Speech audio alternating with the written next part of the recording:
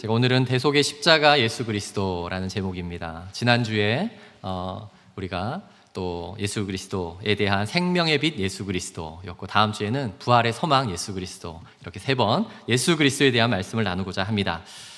한 교단에서 발간한 그 설교 외화록에 이런 내용이 있습니다. 먼저 예수님을 믿었던 그 한 며느리가 이제 열심히 전도해서 또 온 가족을 전도하면서 그곳에 있었던 또 시어머니를 전도하게 되었습니다. 열심히 섬기고 최선을 다한 결과 그 시어머니께서 마침내 이제 교회를 가게 되었습니다. 얼마 지나지 않아서 시어머니가 이제 그 교단은 세례를 주는데 이제 세례를 받게 되었어요. 그래서 세례를 받기 전에 또 이런 문답을 하잖아요. 그래서 예수님이 누구를 위해서 십자가에 죽으셨나요? 그렇게 하면 뭐라고 대답해야 되죠? 네, 나를 위해서 죽었습니다. 이란 대답을 해야 되니까 이제 며느리가 그 어머니에게 당부하면서 그런 얘기를 했습니다. 어머니, 예수님이 누구를 위해서 죽었습니까? 하면 나를 위해서 죽었습니다. 내 죄 때문에 죽으셨습니다. 그 이야기를 잘 가르쳤습니다. 그래서 마침 그 세례식이 진행되면서 집례하는 목사님이 이제 그렇게 물었죠. 할머니, 예수님은 누구를 위해서 십자가에서 죽으셨습니까? 그랬더니 그 할머니가 뭐라고 대답하셨죠? 네, 2부 예배 때는 다 알고 계시네요. 네. 내 며느리 죄 때문에 예수님이 죽었습니다. 그렇게 또 얘기한 예화가 있었습니다. 저는 이 예화가 그냥 지어낸 얘기인 줄 알았어요. 그래서 예화집에 있고, 이거 누군가 지어낸 참 재밌는 얘기구나라고 했는데, 2013년에 제가 섬기던 그 교회에 우리 한 전도사님께서 신학대학원을 졸업하고 부임을 했습니다. 그런데 그분이 자기소개서에 이 이야기를 적었더라고요. 그러더니 한국교회에 널리 알려진 이 이야기의 주인공이 바로 그 며느리가 자신의 증조할머니이고 또 그 어머니가 자신의 고조할머니였다라고 소개를 한 거예요. 너무나도 신기해서 그 전사님께 제가 물어봤습니다. 아니 정말이냐 그랬더니 그런 얘기도 하고 그 집에 있었던 가훈도 얘기해주고 그런 얘기를 했습니다. 중요한 것은 그 증조할머니께서 그 며느리였죠. 99세의 나이로 소천을 하셨는데 결국은 온 가족을 이제 전도했고, 그리고 현재는 자신이 5대에 이르고 있는데 그 믿음이 끊어지지 않을 뿐만 아니라 수많은 자손들이 또 믿음의 가정을 이루고 각 지역으로 가더라도 그러한 신앙생활을 잘하고 있다라는 얘기를 들었습니다. 그리고 본인은 이렇게 신학교에 가서 또 목회자가 되었다라는 내용을 들었습니다. 여러분, 한 사람의 참된 믿음의 고백은 이처럼 멈추지 않고 흘러갑니다. 그 한 사람에서 절대 끝나지 않습니다.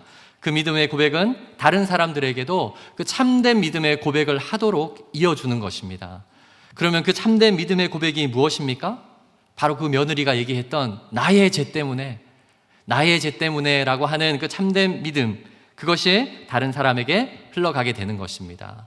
우리가 예수님이 온 인류의 죄를 위해서, 또 때로는 우리의 죄를 위해서라고 할 때 나를 빼놓는 경우가 있어요.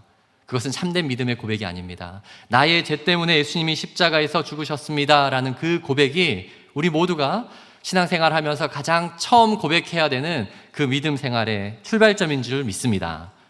오늘 우리 본문을 보면 그 고백을, 그 참된 믿음의 고백을 할 수 없었던 한 사람이 등장합니다. 그의 이름이 빌라도입니다. 빌라도는 당시 유대 지역을 다스리기 위해서 로마에서 파송한 총독이었습니다. 마치 100년 전에 일본에서 한국을 다스리기 위해서 파견하죠. 그 사람이 여기 조선 총독부에서 이제 있게 되는 그러한 것을 생각하면 우리가 이해하기 쉽습니다. 당시 로마는 그 넓은 지역을 13개의 관할 구역으로 나누고 그리고 그 각각의 총독을 두었습니다. 여러분, 로마 시대에서, 로마 사회에서 그 13명의 총독 중 한 명인 빌라도가 사실은 얼마나 높은 직위를 가진 사람인지 생각해 볼 수 있습니다. 빌라도는 심지어 자신은 평소에 그 지역, 그 예루살렘에 있지도 않습니다. 바로 가이사라라는 황제의 이름을 두고 있는 그 신생 도시에 머물면서 아주 호화롭게 지내는 자이죠. 그러나 유대인의 가장 큰 명절이 이제 유월절이잖아요. 그 유월절에 자신이 관할하는 그 지역의 중요한 명절이기 때문에 그때에 예루살렘에 이제 이 빌라도가 방문을 한 것입니다. 보통의 사사로운 사건이나 또 어떤 범죄에 대해서는 그 지역 안에서 자유롭게 고위직인 대제사장이 결정을 할 수 있지만 중요한 결정은 반드시 로마 정부에서 파송되어진 이 총독의 승인이 있어야 됩니다. 그래서 예수님을 죽이자고 했던 이 유대인들은, 대제사장과 또 바리새파 사람들은 지금 이 총독이 오기를 기다렸던 거예요. 여러분, 예수님을 죽이기 위해서는 두 가지 조건이 지금 필요한 상황이었습니다. 첫 번째는 예수님이 예루살렘으로 오셔야 돼요. 그렇죠? 그리고 또한 이 빌라도 총독이 예루살렘으로 와야 됩니다. 드디어 그때가 된 것입니다. 예수님을 이 빌라도의 재판 관정에 앉히기 위해서 이제 어떻게 합니까? 은 30개를 주고 가룟 유다를 샀죠. 그래서 그를 통해서 예수님을 이제 드디어 그 빌라도의 관정에 앉혔습니다. 그리고 신문을 하면서 그를 반드시 죽여야 된다고 했는데, 빌라도가 그를 신문하고 나서 보니까 예수님은 별로 죽일 만한 자가 아니라는 사실을 발견합니다. 그래서 요한복음 18장 우리 38절 40절의 내용을 보면 빌라도가 이렇게 고백합니다. 같이 한번 읽어볼까요? 시작. 빌라도가 이르되 진리가 무엇이냐 하더라. 이 말을 하고 다시 유대인들에게 나가서 이르되 나는 그에게서 아무 죄도 찾지 못하였노라. 6월절이면 내가 너희에게 한 사람을 놓아주는 전례가 있으니 그러면 너희는 내가 유대인의 왕을 너희에게 놓아주기를 원하느냐 하니 그들이 또 소리질러 이르되 이 사람이 아니라 바라바라 하니 바라바는 강도였더라. 여러분, 이 내용이 무슨 내용인지 아시죠? 빌라도가 보니까 예수님은 죽일 만한 사람이 아니었어요. 그래서 그를 놓아주고자 하여서 명절에는 더 중한 사람, 더 범죄한 사람을 이렇게 죽일 수 있기 때문에 바라바라는 사람도 있는데, 이 예수님과 바라바 중에 내가 누구를 놓아줘야 하느냐 했을 때에 그들이 바라바라고 얘기했던 것입니다. 심지어 이 빌라도는 예수님께 직접 그렇게 물었죠. 진리가 무엇이냐라고까지 물었던 사람이에요. 그럼에도 불구하고 그는 다른 사람들의 요구와 자신의 안락한 정치를 위해서 결국 예수님을 직접 처형하도록 결국은 판결을 내린 그러한 장본인이 되고 말았습니다. 여러분, 그래서 우리가 어떤 무리 속에서 신앙생활하는 것은 굉장히 위험할 수 있습니다. 무리 속에서는 나의 정확한 의지와 생각과 상관없이 떠밀려서 어떠한 결정을 또 할 수 있기 때문입니다. 오늘 우리 모두 우리가 이러한 예수님을 향한 참된 신앙의 고백, 나의 개인적인 정말 그러한 신앙의 고백, 또 개인이 다 모여서 함께 공동체를 이루게 있는데 그 공동체적인 참된 신앙 고백을 함께 할 수 있는 저와 여러분이 되기를 바랍니다. 이러한 참된 고백을 하기 위해서 우리가 반드시 알아야 되는 첫 번째는요, 나의 모든 죄를 대속하신 예수님입니다. 예수님이 나의 모든 죄를 대속하셨다라는 그것을 우리는 바르게 고백해야 합니다. 우리 19장 1절 3절을 다시 한번 읽어보겠습니다. 1절부터 3절까지 다시 읽습니다. 시작. 예수를 데려다가 채찍질 하더라. 군인들이 가시나무로 간을 엮어 그의 머리에 씌우고 자색 옷을 입히고 앞에 가서 이르되 유대인의 왕이여 평안할지어다 하며 손으로 때리더라. 네, 이 장면을 보면 예수님께서 십자가에 달리기 전에 당했던 여러 가지 수모들이 있습니다. 채찍질을 당하고 가시나무 간으로 머리에 씌워지고 자색 옷을 입히고 심지어 손으로 또 맞는 그러한 일들을 보게 됩니다. 십자가 처형이 그렇게 빨리 급박하게 바로 이루어진 것이 아니라는 것이죠. 로마의 군인들이 왜 가시나무 간을 만들고 또 자색 옷까지 입혔을까요? 이것이 의미하는 바는 바로 가짜 왕이라는 것을 드러내는 것입니다. 황제의 옷, 이것을 자색 옷이라고 합니다. 물론 황제가 입는 옷, 또 높은 고위직에 있는 사람들은 아주 좋은 옷감의 옷을 입었겠죠. 그러나 예수님께는 그냥 그 색깔만 같은 옷을 입혔습니다. 여러분, 왕들은 어떠한 왕관을 씁니까? 금으로 되어진 거, 온갖 보석으로 치장되어진 그런 왕관을 쓰지만 예수님은 가시로 얽혀진 그러한 나무를 머리에 씌웠습니다. 빌라도와 그의 군인들이 사람들에게 예수님은 진짜가 아닌 가짜 왕이라는 것을 상징적으로 이제 보여준 것입니다. 온 세상을 창조하시고 사실은 온 세상의 왕으로 이 땅에 오신 그 예수님께서 지금 당하는 이러한 처참한 상황들을 여러분 보고 있습니다. 놀랍게도 예수님께서 이러한 온갖 수모와 수치, 고통, 이것은 그 당시에 즉각적으로 이루어진 것이 아니라 성경이 이미 예언하고 있었습니다. 성경이 이미 그것을 잘 가르치고 있었죠. 아마 우리가 다 암송하듯이 외우고 있는 말씀인데 우리 이사야서 53장 5절 6절을 한번 이 시간 고백해 보겠습니다. 같이 읽습니다. 시작. 그가 찔림은 우리의 허물 때문이요 그가 상함은 우리의 죄악 때문이라. 그가 징계를 받음으로 우리는 평화를 누리고 그가 채찍에 맞음으로 우리는 나음을 받았도다. 우리는 다 양 같아서 그릇 행하여 각기 제 길로 갔거늘 여호와께서는 우리 모두의 죄악을 그에게 담당시키셨도다. 아멘. 여러분, 이 말씀이 예수님이 오시기 몇 년 전에 기록된 말씀인가요? 네, 약 700년 전에 기록된 말씀입니다.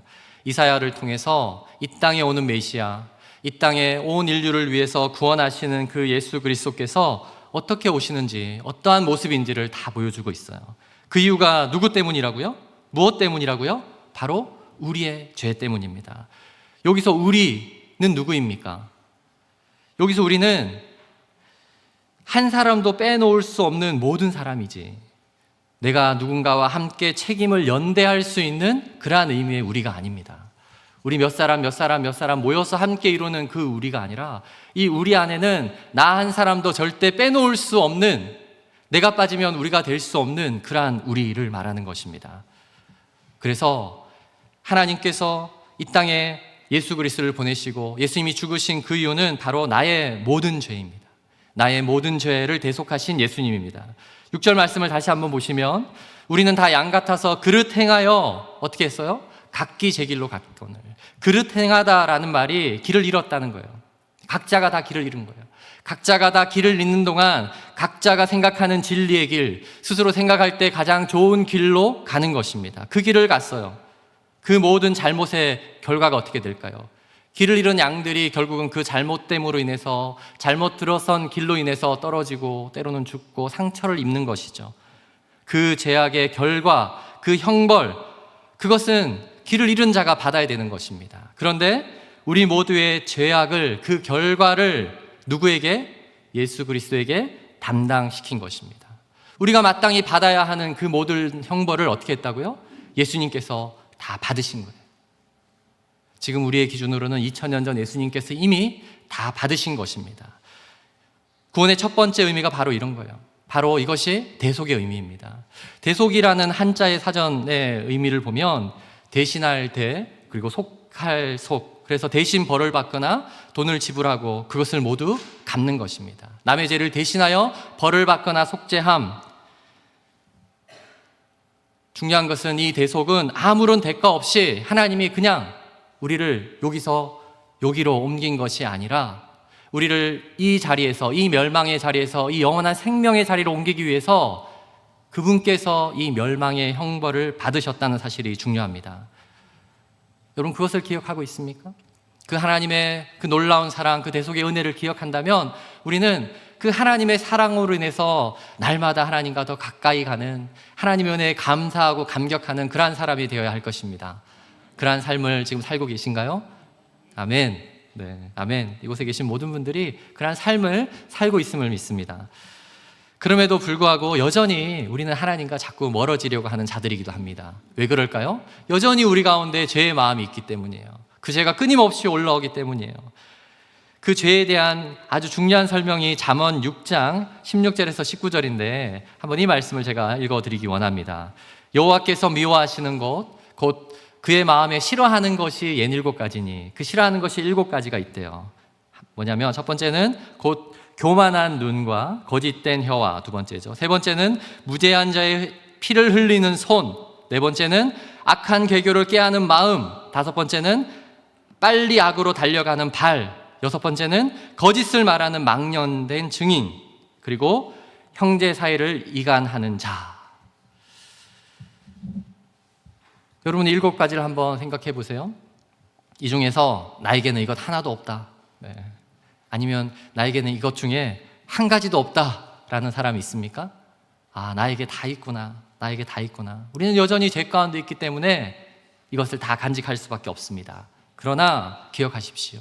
이 모든 죄, 우리 일평생 짓게 되는 이 모든 죄를 다 대속하시기 위해서 예수 그리스도께서 이 땅에 오셨습니다. 그리고 그 모든 것을 다 해결하셨어요. 아, 다 해결하셨으니까 나는 이제 마음대로 살아도 되겠다. 그 사람은 그 대속의 은혜를 모르는 사람인 거예요. 모르는 사람인 거예요. 저는 예수님을 처음 믿고 그 십자가의 가치가 얼마나 크고 놀랍든지 제가 이런 결단을 했습니다. 앞으로 누구든지 이 교회에서 예수님께서 십자가에서 죽으시고 죽으셨습니다, 이러한 선포를 하면 나는 그 자리에서 무릎을 꿇겠다 다짐을 했어요. 제가 드렸던 그 교회는 다닥 예배당이었거든요. 그래서 누구든지 그 말을 하면 그분이 목사님이든 사회자든 누구든지 얘기하면 무릎을 꿇었습니다. 자꾸 이제 예배 앞에서 앉아서 무릎을 꿇으니까 뒤에 있는 집사님들이 그러시더라고요. 아니, 예배 시간에 자꾸 이렇게 앉았다 이렇게 하지 말고 화장실 가고 싶으면 빨리 화장실 갈 것이지, 그렇게 얘기를 해주셔가지고 이거 다른 사람에게 예배 방해가 될 수 있겠다라는 생각을 했습니다. 그래서 그 다음부터는 마음의 무릎을 꿇어야 되겠다 생각을 했어요. 그래? 누구든지 이 메시지를 정할 때에 내가 마음의 무릎을 꿇어야 되겠다. 그런데 마음의 무릎을 꿇어야 되겠다라고 다짐하고 나니까 자꾸 잊어버려요. 너무나도 쉽게 그 마음 속에 잊어버립니다. 우리가 이것을 잊지 않기 위해서 이 자리에 모이는 것입니다. 그 하나님의 그 크신 은혜, 우리가 한 주도 잊을 수 없습니다. 주님께서 십자가에 달리신 그것을 우리가 한 주도 잊지 않기 위해서 매주 예배를 드리는 거예요. 우리가 매주 예배를 드리면서 우리의 죄가 조금씩 사라지는 것 아닙니다. 그렇지 않아요. 단번에 우리의 모든 죄를 사하신 그 놀라운 주님의 대속의 은혜를 우리는 기억하기 위해서, 기념하기 위해서 다시 예배에 오는 것입니다. 그것이 우리의 주일 예배인 거예요. 또한 특별히 우리가 1년에 한 번은 이 예수님의 십자가를 정말 뜨겁게 기억하고 싶다 해서 만들어진 절기가 무엇인가요? 바로 이 고난주간입니다. 이때는 이것을 정말 잊어서는 안 되는 그러한 다짐으로 행동하는 때입니다. 전 세계에 있는 수많은 교회들이 1년에 한 번 이 주간을 기념하고, 한국에서는 이것을 우리가 고난주간이라고 얘기하고, 영어로는 때로는 이제 홀리윅이라고 하고, 또 미국은 주로 이제 패션 윅이라고 합니다. 패션 윅. 저는 이 패션 윅이라는 단어가 너무 좋습니다. 왜 패션 윅입니까? 패션은 열정이에요, 여러분. 열정이에요. 예수님께서 그 십자가의 길을 마지막까지 가기 위해서 열정을 다하신 거예요. 그냥 걸어가신 것이 아니라 최선을 다했어. 그 고난을 이기기에 우리를 향한 열정을 다하셨어요. 예수님께서 걸어가신 그 고통의 십자가를 생각할 때에, 그 열정을 생각할 때에 우리가 정말 이 주간 나도 기도하고 싶다. 그리고 정말 주님께서 말씀하신 십자가를 지고 나를 따라라 하는 그 삶을 나도 따르고 싶다. 그것이 회복되어지는 시간이 우리 고난주간이 되어야 하는 줄 믿습니다. 아멘.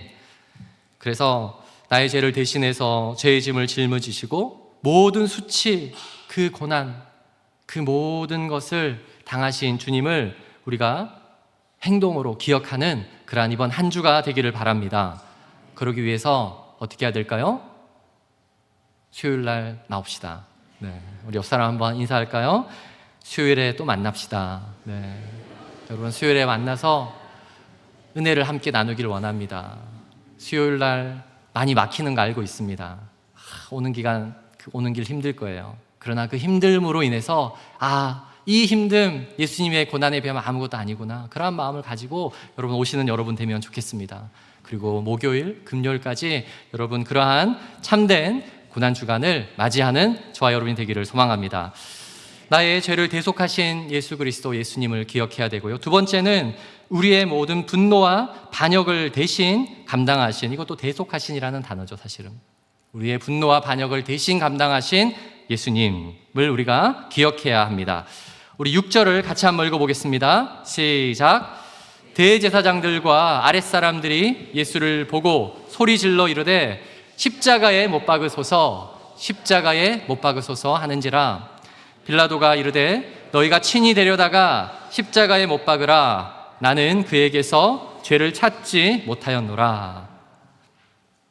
요한복음을 자세히 보면 빌라도가 무려 3번이나 나는 그에게서 죄를 찾지 못하였다라고 고백을 합니다. 그래서 빌라도는 아마 처음 채찍질을 하고 벌을 내리고 그러면 군중들의 마음이 해결될 줄 알았던 것 같습니다. 그리고 또 이러한 심한 채찍과 때림을 하면 예수님이 진짜 왕이 아니라면 막 용서를 자기 앞에서 빌거나 수긍하게 될 줄 알았는데 어떡합니까? 예수님은 끝까지 참으시는 거예요. 아무 말씀하지 않으세요. 그리고 군중들은 더욱 소리가 커졌습니다. 그래서 빌라도는 직접 십자가형을 내릴 수밖에 없었어요. 그런데 빌라도가 그 입술로 십자가형을 내릴 수 있도록 한 결정적인 장면이 있는데, 바로 그것은 빌라도가 분노를 사게 만드는 사람들의 태도였기 때문입니다. 사람들이 뭐라고 말했냐면 12절에 그 내용이 나옵니다. 같이 한번 읽어보겠습니다. 시작. 이러함으로 빌라도가 예수를 놓으려고 힘썼으나 유대인들이 소리질러 이르되 이 사람을 놓으면 가이사의 충신이 아니니이다. 무릇 자기를 왕이라 하는 자는 가이사를 반역하는 것이니이다. 사람들이 빌라도의 마음을 움직이게 하는 말, 그것이 무엇이라고요? 바로 가이사의 충신 또는 가이사의 어떠한 반역이라는 단어를 사용했습니다. 생각해보면 빌라도는 로마의 총독의 자리에 이르기까지 그 신임을 얻기 위해서 누구보다도 평생을 가이사에게 충성된 자였습니다. 누구보다도 열심을 다했고 또 그러한 자리에 있는 자에게 충신이 아닙니다, 반역자일 수 있습니다, 반역은 생각도 할 수 없는 것이죠. 그것을 들었을 때 그가 십자가형을 내릴 수밖에 없도록 그의 마음을 움직인 단어를 사용한 것입니다. 많은 사람들이 사람들을 움직이게 하는 두 가지 말이 있다고 합니다. 움직이게 하는 그 두 가지의 말 중에 첫 번째는 긍정적인 말이죠. 칭찬입니다. 근데 부정적인 말, 비난의 말도 누군가를 움직이게 할 수 있습니다. 누군가에게 칭찬을 받으면 어떻게 될까요? 막 좋아서 일을 더 하고 싶고 막 더 열심히 하게 되는 그러한 모습을 보게 됩니다. 지난주에 제가 설교를 마치고 특별히 많은 분들이 저에게 막 칭찬을 해줬어요. 목사님 너무나도 설교 은혜 받았습니다, 이렇게 얘기해 주시는데, 또 주중에 한 분께서는 목사님 꽃을 보며 나의 신앙의 모습을 돌아보게 되었습니다, 그런 얘기도 해주시는 거예요. 그러니까 우리 성도님들이 정말 이 자연의 변화에 관련된 설교를 하면 굉장히 감동을 많이 받으시는구나, 참 이게 감성이 풍부하신 분이구나, 그런 생각을 하면서 제가 막 고민이 되기 시작했어요. 더 좋은 설교를 준비해야 되겠다, 더 많이 묵상해야 되겠다. 그래서 막 여름, 가을, 그 다음에 겨울 시리즈로 제가 막 설교를 준비하고 제가 그런 모습을 보았습니다. 여러분, 저는 칭찬에 정말 약한 사람이에요. 칭찬 많이 해주세요. 저를 움직이는 방법이에요. 그런데 칭찬에 약한 사람의 약점이 뭔지 아세요? 비난에도 약하다는 거예요. 칭찬에 너무 약한 사람은 조금만 비난받아도 견디지 못합니다. 분노할 수 있습니다. 그래서 우리의 내면이 정말 건강한 사람은 어떤 사람이에요? 누군가의 칭찬에도 흔들리지 않는 거예요. 누군가가 비난해도 흔들리지 않는 거예요. 특별히 그리스도인들은 사람들의 칭찬과 비난에 휘둘리지 않는 거예요. 오직 하나님의 그 나라의 영광, 또 하나님께서 이미 우리에게 주신 그 은혜에 담대하게 그 길을 가는 거예요. 내면이 건강한 사람이에요. 그런 사람을 성경은 온유한 자라고 말합니다. 믿음에 흔들림이 없고 신앙생활에 흔들림이 없는 사람입니다. 때로 아무리 온유하고 내면이 튼튼한 사람도 우리는 사람이잖아요. 그 사람이 가지고 있는 치명적인 약점을 가지고 공격할 때 어떻게 되나요? 반응하게 되는 거예요. 그래서 가장 누군가를 아프게 하고 때로는 분노하게 만드는 사람은 저 멀리 있는 사람이 아니에요. 나를 잘 모르는 사람이 아니라 나를 가장 잘 아는 사람. 저 사람은 이 말을 하면 분명히 흔들릴 거야. 그것이 우리에게 큰 상처가 되는 거예요. 예수님을 십자가에 못 박고자 했던 사람들은 빌라도가 가진 그 약점의 언어를 알고 있었습니다. 가이사의 충신이 아니다, 가이사의 반역자, 이 말을 던졌을 때 빌라도는 십자가형을 내렸습니다. 십자가형을 내렸습니다. 우리 예수님께서 또 십자가를 지시는 그 장면을 미리 이미 소개하고 있었던 이사야 53장, 이번에는 5절과 4절부터 한번 읽어볼까요? 4절을 같이 한번 읽어보겠습니다. 시작. 그는 실로 우리의 질고를 지고 우리의 슬픔을 당하였거늘 우리는 생각하기를 그는 징벌을 받아 하나님께 맞으며 고난을 당한다 하였노라. 여러분, 여기서 우리의 질고, 우리의 슬픔, 그것은 우리의 내면이에요. 우리의 내면의 어떤 문제예요. 그리고 5절 한번 볼까요? 5절 같이 읽습니다. 시작. 그가 찔림은 우리의 허물 때문이요 그가 상함은 우리의 죄악 때문이라. 그가 징계를 받음으로 우리는 평화를 누리고 그가 채찍에 맞음으로 우리는 나음을 받았도다. 5절에서 나오는 허물, 이 죄악이라는 표현은, 이 허물이라는 단어는 구약 성경의 다른 곳에서는 배신, 반역이라는 단어로 번역이 됩니다. 밖으로 표출되어지는 거예요. 그러니까 우리 안에 있는 이 죄의 마음이, 그리고 또 우리 밖으로 표출되어지는 그 모든 배신과 반역이 어떻게 했다고요? 예수 그리스도를 십자가에 못 박게 한 것입니다. 이 빌라도의 분노는 우리 안에 있는 죄성의 모든 분노와도 같은 것입니다. 우리 모두는 우리의 일생이 얼마든지 간에 사실 이 땅에서 생명을 허락하신 그 생명의 기간이 얼마가 되든지 간에 그것을 감사해야 되는 마땅한 사람들입니다. 아예 없는 것이 아니잖아요. 우리에게 주어진 그 생명의 은혜에 감사해야 하고, 또 때로 이 자연의 놀라운 환경들을 보면서 그 은혜를 축복하고 또 찬양하고 감사해야 하지만, 그런데 어떻게 합니까? 때로 우리는 하나님을 향해서 소리를 치고 싶은 사람들입니다. 왜 나를 이렇게밖에 못 만들었냐고, 왜 나를 이렇게밖에 못 만들어서 이 괴로운 세상을 살게 하냐고, 그렇게 무능하시면 차라리 십자가에 못 박혀도 된다고 소리치고 싶은 것이 우리 내면의 죄악이에요. 그것이 우리 내면의 죄악입니다. 그런데 예수님께서는 그 길을 가세요. 소리치고 분노하는 우리의 목소리를 다 들으면서 아무 대답하지 않으시고 변명도 하지 않으시고 내가 너를 만들었는데 그럴 수 있냐라고 말하지 않고 묵묵히 그 길을 걸어가십니다. 그 길을 어떻게 걸어가셨나요? 이사야 53장 7절의 말씀입니다. 같이 읽습니다. 시작. 그가 곤욕을 당하여 괴로울 때에도 그의 입을 열지 아니하였으며 마치 도수장에 끌려가는 어린 양과 털 깎는 자 앞에서 잠잠한 양같이 그의 입을 열지 아니하였도다. 여러분, 빌라도 앞에서 소리를 지르던 그 군중들이 누구입니까? 그들 중에는 아마 예수님께서 이 직전에 와서 행했던 그 놀라운 기적의 소문을 듣고 가서 확인한 사람도 있었을 것입니다. 어쩌면 그 중에는 예수님께서 떡 5개와 물고기 2마리로 수천 명의 사람들을 배를 불렸을 때 그것을 먹은 자도 아마 있었을 것입니다. 그럼에도 불구하고 그들 모두는 지금 예수님께서 십자가를 지고 가는 그 처형장을 걸어가실 때 소리를 지릅니다. 소리를 지릅니다. 사람들의 이러한 원일 모를 분노의 목소리와 반역의 목소리에도 주님은 어떻게 하셨다고요? 묵묵히 끝까지 그 길을 가셨고 마침내 십자가에서 죽으셨습니다. 마침내 그 십자가에서 죽으셨습니다. 예수님이 걸어가신 그 십자가의 길, 그리고 그 달리신 그 십자가는 우리가 생각하는 것보다 훨씬 더 고통스럽고 힘든 것이었어요. 오늘날에도 많은 사람들이 비극적으로 죽을 수 있잖아. 아니요. 그것과는 비교할 수 없는 처참한 십자가, 처참한 형벌이 바로 십자가입니다. 왜냐하면 이 십자가의 처형은 로마가 세상을 통치하면서 고안해낸 특별한 목적이 있는 사형 방법이기 때문이에요. 고대 사회의 십자가라는 책에서 소개하는 십자가의 의미가 있는데 제가 한번 읽어드리겠습니다. 십자가형은 로마인들이 오랜 기간의 개선을 통해 완성한 것으로 사람을 죽을 때까지 고문하는 처형 방식이었다. 로마인들은 세계를 다스렸고 당시의 세계를 다스리기 위해서는 특별한 공포 정치가 필요했다. 공포 정치. 그들에게 이 십자가형을 통해서 내가 잘못하면 안 되겠다. 야, 나는 절대로 저 십자가에는 달리지 말아야 되겠다라는 것을 배울 수 있도록 만든 것이 바로 그 십자가입니다.